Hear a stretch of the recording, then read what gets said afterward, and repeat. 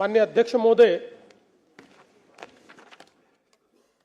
खरं म्हणजे आज बोलणं कुठून सुरू करावं असा एक प्रश्न माझ्या मनात निर्माण झालाय। एक प्रचंड वादळ मनामध्ये तयार झालेलं आहे, कारण आज सभागृहामध्ये ज्या शोक प्रस्तावासाठी आपण सर्व लोक एकत्रित आहोत, कधीच कल्पना केली नव्हती की अशा प्रकारचा शोक प्रस्ताव हा आपल्याला या ठिकाणी त्याच्यावर व्यक्त व्हावं लागेल। खरं म्हणजे सहज बाजूला नजर गेली तर नेहमीच खुर्चीत दादा असायचे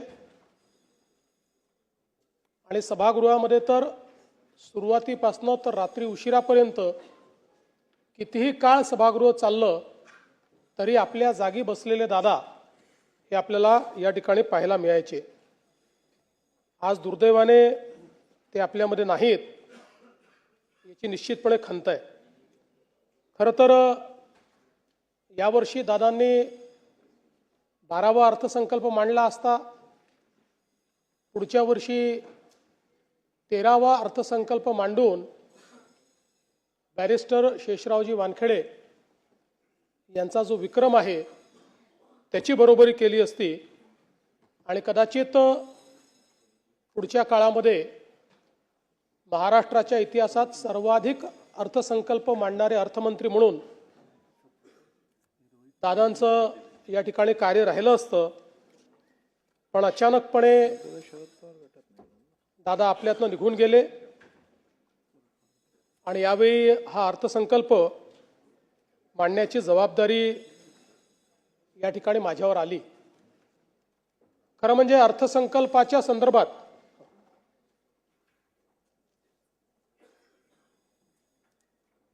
आपल्या सर्वांनाच कल्पना आहे की कठोर निर्णय घ्यायचे असतील तर ते घ्यायला कधीही मागे पुढे न पाहणारे अजितदादा होते। पण त्याचवेळी वित्त विभागाने लाडकी बहीण योजनेचा भार हा अर्थसंकल्पावर फार मोठ्या प्रमाणात पडेल आणि म्हणून याचा पुनर्विचार करावा असं सुचवल्यानंतर देखील त्या ठिकाणी ठामपणे निर्णय घेऊन तो विषय मंत्रिमंडळापुढे आणण्याचं काम करणारे देखील अजितदादा होते। आणि आपल्या सगळ्यांना आठवतं की लाडकी बहीण योजनेनंतर अजितदादांनी गुलाबी जॅकेट घालणं सुरू केलं होतं आणि आम्हालाही सगळ्यांना ते जॅकेट घालायला लावलं होतं। आता या सगळ्या गोष्टी केवळ आठवणींमध्ये आहेत आणि म्हणून मला असं वाटतं की संपूर्ण सभागृह अत्यंत या परिस्थितीमध्ये दुःखी आहे। खरं तर अशा प्रकारचा प्रस्ताव मांडणं एक घटनात्मक जबाबदारी देखील आहे, पण मला असं वाटतं की माझ्याकरता एक अत्यंत भावनिक अशा प्रकारचा देखील हा प्रसंग आहे। महाकवी भास यांचं एक नाटक आहे स्वप्न वासवदत्त, आपल्याला माहिती आहे, त्यातला एक संस्कृत श्लोक आहे, काष्ट गतो ही पावका काय दहती मित्र शोकस्तु हृदयमस्तीच दहती। याचा अर्थ असा आहे की लाकूड जळते तेव्हा तो अग्नी केवळ शरीर जाळतो, पण मित्रशोक हा हृदय आणि अस्थिलाही अर्थात आपल्या अंतस्थ आत्म्यालाही जाळतो।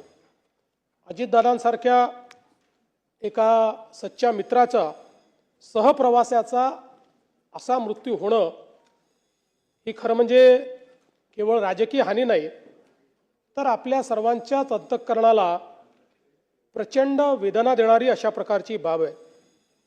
आपण असं म्हणतो की काही गोष्टींवर काळ केवळ हे औषध असतं, पण तरी देखील कितीही काळ गेला तरी काही वेदना या मात्र कमी होत नाहीत। अशा प्रकारची निश्चितपणे एक वेदना असणार आहे।